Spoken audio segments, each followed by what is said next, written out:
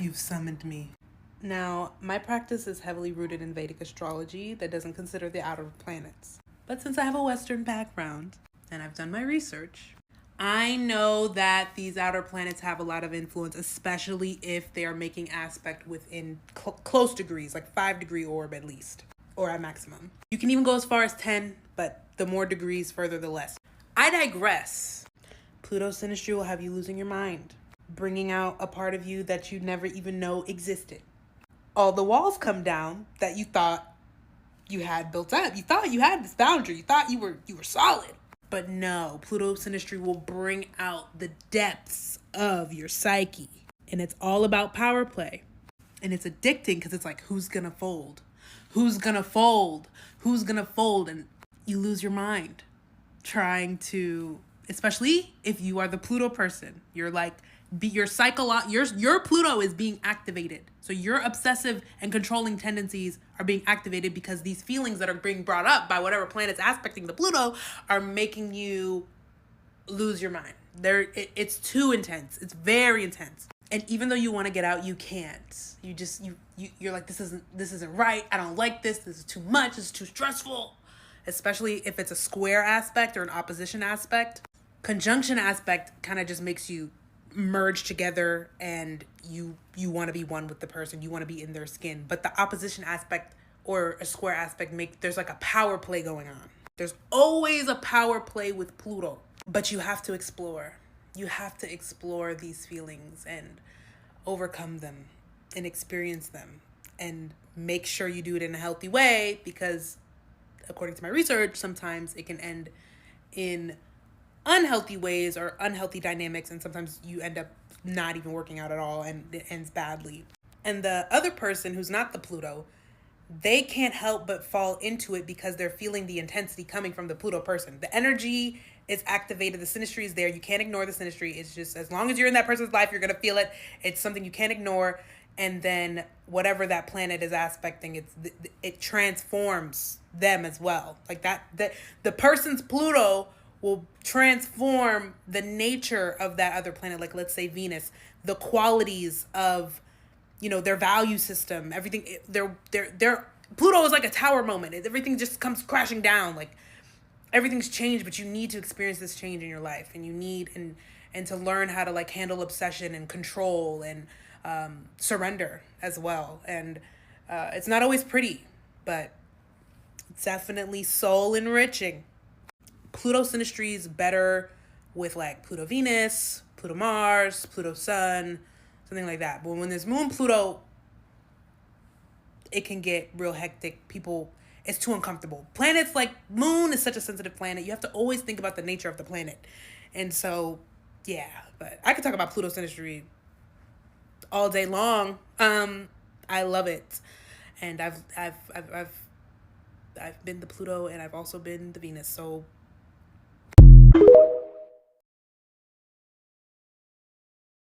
is just want you to know that a Pluto person is usually a more mysterious one. You'll not know their motivations until you listen to your intuition, really. When it comes to the Mars person is usually the one who is more reactive and aggressive, the one who is willing to put their emotions, on their sleeve, so to speak. Someone who is so reactive and it just shows how they feel. When it comes to Pluto, however, they provoke those reactions, but they will not tell you, nor they will admit that they do. So the Mars person is usually the reactive one. However, the Pluto person is the one who subconsciously provokes the angry reactions from a Mars person. I have an in conjunction with my husband. He's a Pluto and I'm a Mars. I'm the one who is reactive, and I gotta be aware of it because I can literally think that he is his motivations, subconscious motivations, are not good towards me. That's my subjective perception, right? And that's why I react to him in a very Martian way, which is angry, reactive, why are you doing this? Nah. And then there was another friend that I had actually, which I didn't know we had this aspect with her, but apparently we did. And in this case, I was the Pluto person and she was a Mars person, and honestly this time I was able to experience the Pluto side. Now let me tell you that actually I saw that Mars friend because we had a square with her, as very emotionally reactive. I didn't even do shit.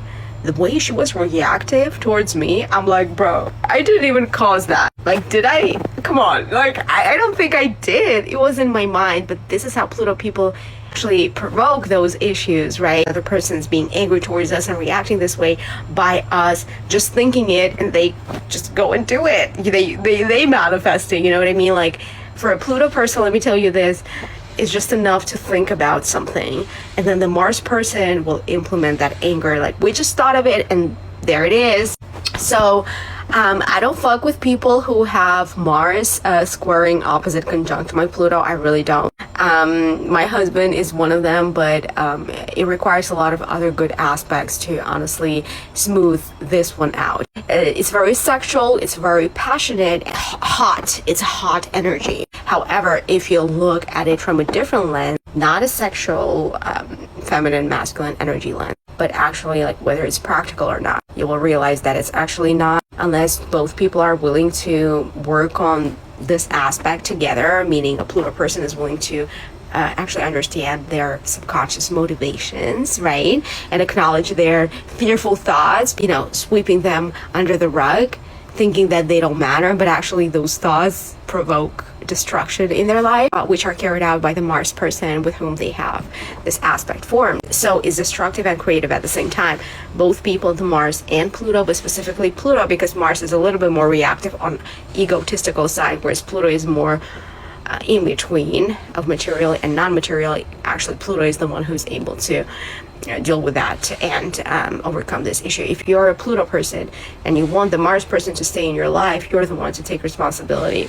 Actually, I think Mars person should, but given the fact that they are reactive, it's an Aries ruled planet, Pluto has more power. If Pluto just realizes the motivations that are unconscious and acknowledges them, then they can actually control what Mars does and doesn't do. But other than that, it's very competitive. The placement is very competitive because Mars thinks that you are restricting their freedom. Mars person thinks the Pluto restricts their freedom. This is how it is. So realize that, and unless both parties are willing to actually talk about it and come to a common, consensus, it's not going to happen really. Just want you to know that a Pluto, Mars square Mars, Mars squaring Pluto, synastry.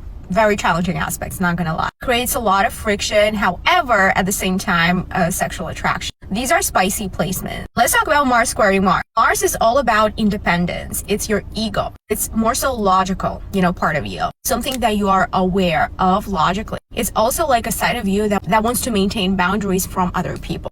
Now, Mars squaring Mars, it's like two egos are at war with one another. And it's about like hunting. Who is going to be a hunter in a relationship? And it's like we have two hunters chasing one another, proving each other of how you feel, or needing the other person to prove you that they want you, but at the same time wanting to remain independent from them. And when the other person acts a little bit more aggressive towards you, or you act aggressive towards them, disrespect their boundaries, they may really get turned off. It creates that attraction. So there are fights with both of these squares, possible, very possible actually, but they may also lead to a sexual connection. It's like, we're angry at one another. After a fight, you have the best sex. Let's talk about Mars squaring Pluto. Mars squaring Pluto is like whoever Mars person is may be really threatened by Pluto manipulations, or suspect Pluto person to be manipulative and having some schemes, and hiding something from them. Pluto person unconsciously activates Mars person's aggression towards them. And it's like unconscious, completely unconscious. So Pluto person coming in contact with the Mars person will pretty much show all of their skeletons in the closet, pretty much, like all the deepest fears, the deepest emotions about separation related, betrayals, deaths, rebirth. All of these issues, Pluto person is going to display in a relationship with a Mars person. And the way they go about it, Pluto wants to, subconsciously control Mars person, and Mars feels that, and Mars cannot keep it under the rug like a Pluto does, right? Pluto is an undergod. Mars is like right up in your face. It's the first house. It's an Aries energy, although, this is a traditional ruler of a, Pluto, right? Pluto, along with Pluto of Scorpio. But still, Mars is like whenever Mars feels like they're being controlled by a Pluto person, they really like get out of handle and they will start a fight. And Pluto likes that. Pluto will like that. But also after a fight, they'll have a good sex. It's a friction, but at the same time, there is that sexual attraction. You guys have to be careful with each other, the way you relate to each other, how you treat each other. It's very important because these are very harsh aspects to have in synastry. Too much aggression and too much butting heads, Mars squaring Pluto, a very healing relationship. And if you're really attracted to this person, I suggest you work with it, learn more about these aspects, how they may play out and manifest in your life. If you are not attracted to this person, I wouldn't suggest you go for it because it's too much. Although I do need to see the entire chart, meaning that it's just going to create a lot of emotional, psychological stuff because of the Pluto involvement. But yeah, let me know if this resonates. It is healing though. It is healing. Did you know that you can use astrology to identify the sexual compatibility with your partner or a potential partner? I'm going to tell you exactly how to do that. In astrology, there's only 2 planets that indicate that, and it's not Venus. Don't bring up Venus, okay? Because it's a completely different energy.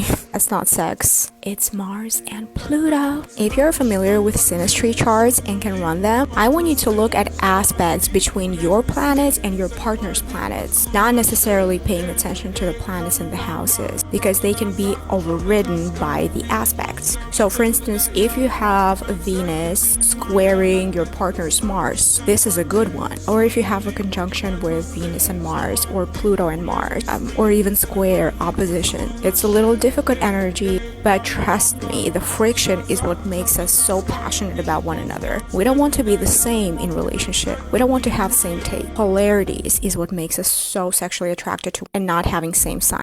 Did you know that you can use astrology to identify